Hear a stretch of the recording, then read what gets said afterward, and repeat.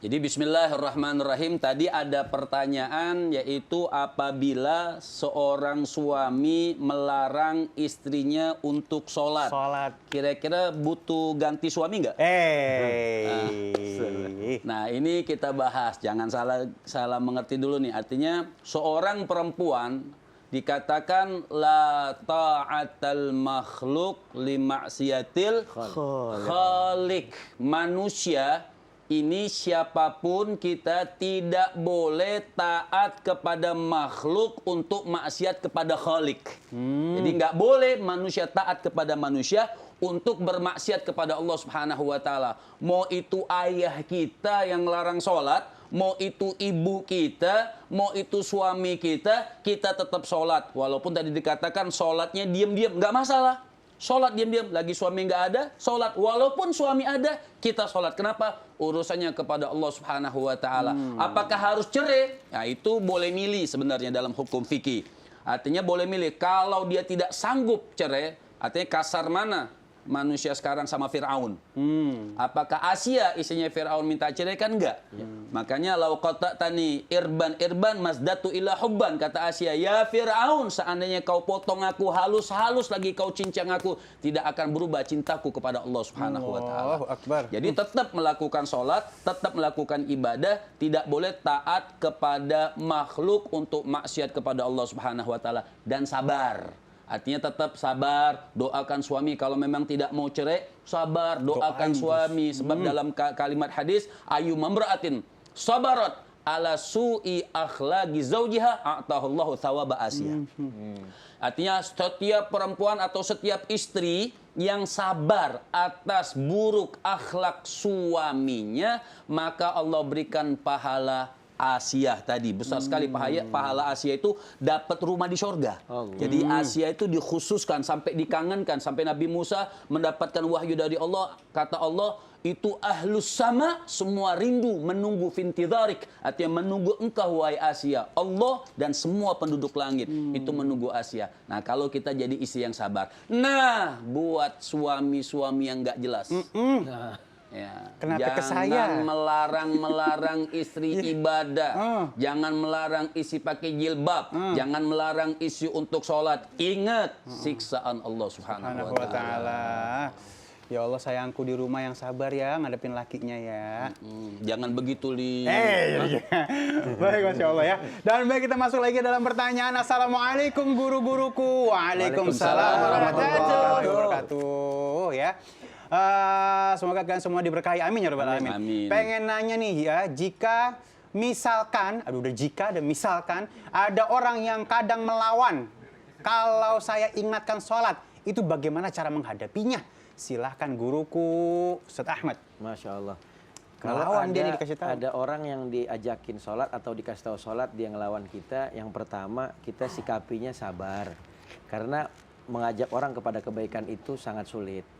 Jadi ketika kita mengajak orang kepada kebaikan untuk sholat, lalu kemudian dia marah kepada kita, bisa jadi dia tidak terima dengan cara kita mengingatkan. Maka kita harus berpikir dengan cara apa lagi kita mengingatkannya. Ya, biasanya ada orang yang nggak mau diingetin tapi maunya langsung dipraktekin. Misal, ya, ketika kita mengajak dia, ketika kita nyuruh dia, merintahin dia, mungkin dia marah. Tapi kalau kita, ayo kita ajak sholat bareng, atau sebelumnya kita ajak makan dulu, ayo kita makan, saya traktir kamu makan. Ya, selesai duit makan. dong.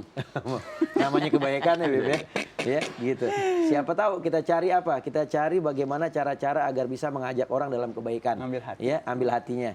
Nah, di sini ada kemuliaan yang besar dari Allah Subhanahu wa taala.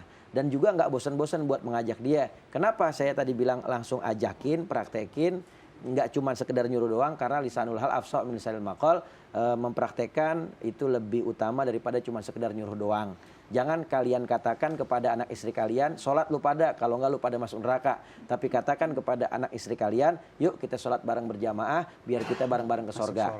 Yang kedua, ajarkan kepada mereka bagaimana keutamaan orang yang menjalankan sholat dan ancaman bagi orang yang melalaikan sholat. Dan yang terakhir, yang ketiga, jangan bosan-bosan untuk doain biar dapat hidayah taufiknya Allah Subhanahu Wa Taala. Mudah-mudahan dia bisa mengerjakan sholat. Amin ya Allah. Jangan pernah lelah untuk terus mengingatkan ya. Biar kata dia baal atau bagaimana, hatinya udah keras banget tetap diingetin ya. Nah baik, alhamdulillahirrahmanirrahim, bahasan hari ini sangat luar biasa ya. Dari awal sampai akhir tadi, tapi kita akan lengkapi dengan muhasabah yang akan diberikan oleh guru kita yang dimuliakan Allah Subhanahu Wa Taala. Ustaz Syam, silakan. Bismillahirrahmanirrahim. Jamaah Islam itu indah yang dimuliakan Allah Subhanahu Wa Taala. Kita sedikit menyimpulkan apa yang disampaikan oleh guru-guru kita, bahwa secara garis besar tidak ada satupun muslim yang boleh meninggalkan sholat. Tidak ada alasan untuk meninggalkan sholat, kecuali meninggalkannya dengan cara-cara pengalihan tertentu, seperti meninggalkan sholat zuhur karena dia menjamak ke sholat asar, namanya jamak sholat, bukan meninggalkan sholatnya. Kemudian ada orang yang sakit, mungkin meninggalkan sholat berdiri dengan cara sholat duduk, meninggalkan sholat duduk dengan cara berbaring, meninggalkan sholat baring dengan cara isyarat hati. Intinya tidak ada waktu untuk kita menghilangkan hubungan dengan Allah Subhanahu Wa Taala. Imamul Ghazali pernah menceritakan bahwa ada seorang wanita yang meninggal dunia. Ketika dikuburkan, seorang saudaranya mungkin tertinggal barang atau apa, dia mengingat, jangan sampai ada barang saya yang ikut terkubur. Akhirnya digalilah kembali kuburan saudari wanitanya tadi. Terlihat ada kobaran api yang menyala di dalam kuburan wanita ini. Ditanyakan oleh saudara laki tadi, wahai ibu, saya rasa kakakku itu adalah orang yang baik. Saya rasa saudariku itu adalah orang yang tidak pernah melawanmu. Dia adalah saudari yang sangat taat kepadamu, wahai ibu. Dia bukan anak yang durhaka. Kenapa Allah Subhanahu Wa Taala mengobarkan api dalam kuburannya? Berkata sang ibunda, wahai anakku, kakakmu itu orang baik. Dia orang baik sekali, sama tetangga baik, sama ibu baik, sama suaminya dia baik. Namun ada satu kesalahannya, dia sering sekali menunda-nunda sholat. Dia sholat zuhur ketika dekat waktu asar, sholat asar ketika dekat waktu maghrib. Imamul Ghazali menambahkan, kalau orang yang melalaikan sholat dikobarkan api di dalam kuburnya, bagaimana dengan orang yang meninggalkan sholat? Orang yang masih sholat tapi mengakhirkan waktu sholat saja sudah dikobarkan api dalam kuburnya, belum api dalam neraka. Bagaimana dengan orang yang dengan sengaja melawan Allah dengan cara meninggalkan sholat 5 waktu? Na'udzubillahi min dzalik. Bismillahirrahmanirrahim. Alhamdulillahi rabbil alamin. Allahumma salli ala sayyidina Muhammadin nabiyil ummi wa ala alihi wa sahbihi wa sallim. Rabbana hab lana minas salihin. Rabbana ja'alna مقيم الصلاة ومن ذرياتنا ربنا وتقبل دعاء يا الله كرنياك لكامي keturunan yang saleh dan salihah, keturunan yang menjaga salatnya, yang mendirikan salat. Ya Allah, karuniakan kami kekuatan untuk selalu mengingatkan sanak saudara kami, anak-anak kami, untuk selalu mendirikan salat. Wa taqabbal du'a